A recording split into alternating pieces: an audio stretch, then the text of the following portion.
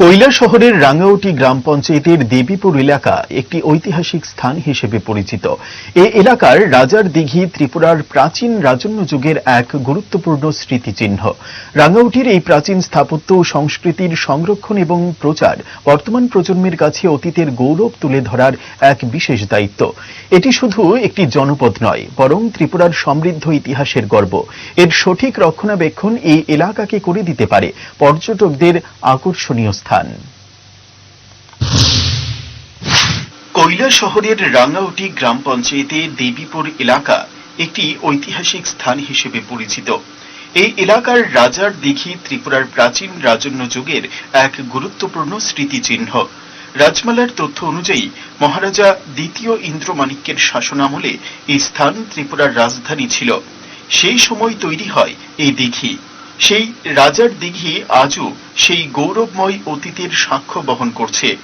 কিন্তু ভারত বাংলাদেশের সীমান্তে অবস্থিত রাঙ্গাউটি গ্রাম পঞ্চায়েত, এই পঞ্চায়েতেই একটি সুন্দর দিঘি দীর্ঘদিন ধরে অবহেলার শিকার। গৌরনগর আরডি ব্লকের প্রচেষ্টায় এই দিঘি সৌন্দর্য রক্ষার জন্য ঘাট এবং গার্ডওয়াল তৈরি করে সৌন্দর্য স্থাপন করেছে। যেহেতু এখনো সেটা ত্রিপুরা সরকারের অধীনে, কিছু কিছু মৎস্যজীবীরা সেখানে মাছ চাষ করে জীবিকা নির্বাহ করে। তবে রাজা ইন্দ্রমাণিক্যের শাসনকালে ক্রমাগত শত্রু আক্রমণ এবং দুর্ভিক্ষের কারণে এই এলাকা থেকে রাজধানী সরিয়ে নেওয়া হয়। সেই দিঘির গরিমা ইতিহাসের গর্ভে বিলীন হলেও এই দিঘির পাড়ে মাঘী পূর্ণিমার বার্ষিক মেলা আজও ঐতিহ্যের ধারক। এটা কত বছর পুরানো? বহুত পুরানো। এটা আমরা জন্ম করলে বাপদাদার জন্ম রাখবো অন্তত 200 বছর। তো এখানে তো দেখছি আমরা একটা ঘাট আছে। এটা একটা বিধায়ক দিছে বিদেশি না, আমাদের স্নান করার লাগে মেয়েলুকে এটা দিছেন বিধায়ক মবসর। তো এই ঘাটটা কি মানে কত বছর হয়েছে এটা তৈরি হয়েছে? ঘাটটা 10 বছর এরকম হইতো। মানে বিধায়ককে করিয়া দিছেন? বিধায়কে করিয়া। এর আগেও তো শুনছি আমরা ঘাট আসলো না, আর ঘাট আছে না, ওইটাও প্রথম। আগে আছিল, এটা আমরা দেখছি না রাজার আমলে। হ্যাঁ, রাজার আমলে ঘাট আসলো।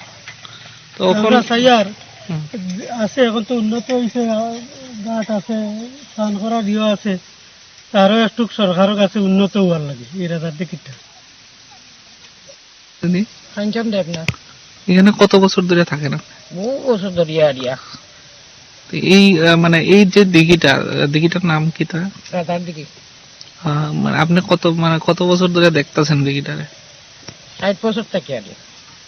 এর আগে মানে আপনার বাবা তারা তো কি এখানেই আসলো না? না, আমার দাদু আছেন, আমার মার বাবা। আচ্ছা আচ্ছা। এই দিঘিরে কেন্দ্র করে এখন পর্যন্ত কি উন্নয়ন হয়েছে জানেননি কিছু? এখনো তো উন্নয়ন হয়েছে না, উন্নয়ন হয়েছে না।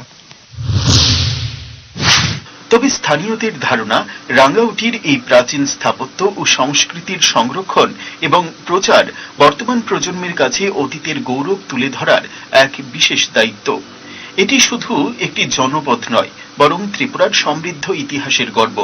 স্থানীয় মানুষের দাবি, ইতিহাস সমৃদ্ধ এই স্থানে বহু পর্যটকরা আসেন, কিন্তু প্রশস্ত ও উন্নত রাস্তা না হওয়ার কারণে পর্যটকরা যে পর্যায়ে আসার কথা ঠিক সেই পর্যায়ে আসেন না। তাই রাজ্য সরকারের কাছে তাদের দাবি, ঐতিহাসিক এই স্থানকে পর্যটকদের উপযুক্ত করে তুলতে রাস্তার উন্নয়ন ও প্রশস্ত করা, পর্যটকদের জন্য থাকার একটি নিবাস গড়ে তোলা। সরকার একটু আন্তরিক হলেই যেমন ভাবে বাড়বে পর্যটকদের আনাগোনা, তেমনি আর্থিক দিক দিয়ে সমৃদ্ধ হবে এই গ্রামীণ এলাকা। কৈলাসহর থেকে মোহাম্মদ জামাল উদ্দিনের রিপোর্ট, হেডলাইন্স ত্রিপুরা ন্যাশনাল।